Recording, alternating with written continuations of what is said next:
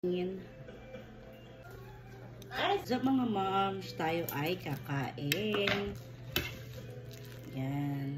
Init pa yung ating kanin. Tara, let's eat tayo.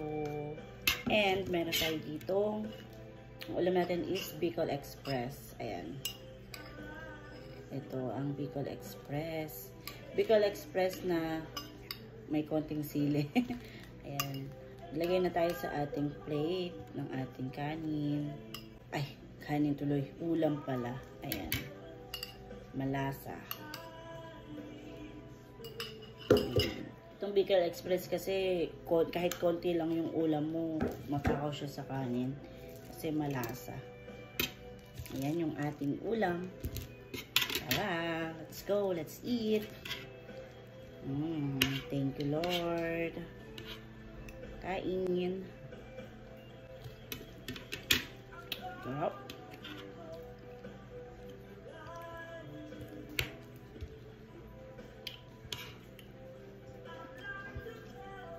Bicol Express na naging ano, binagoongan.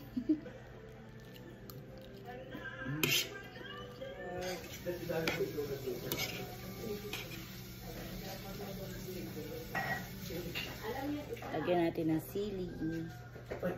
Lagyan natin. Ay, Sandel! Mama! Naka-perfect ako sa dula-dulaan. Ate, mag-try out din ako sa basketball. Ate, kaya na po. Nakain ko lang din. So, ikaw nagluto? Sarap. Malasa. Dapat din. Masarap. Sarap na medyo maanghang. Malasa. Oo, hindi maanghang. Hindi, mag-ano ka ng patis, tapos na may sili. Ano din? Yun. Oh, sarap no?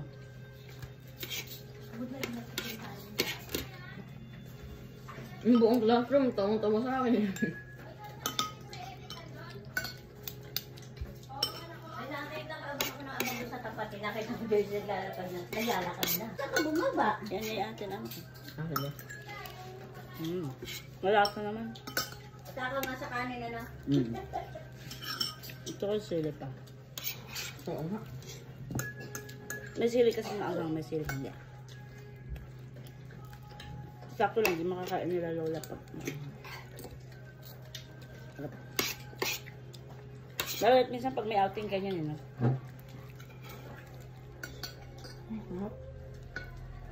Kasi ubos agad kanin. Nabuto naman?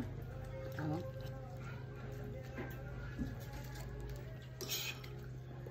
Lakas ulang kanina. Ayun naging ayos ng table na.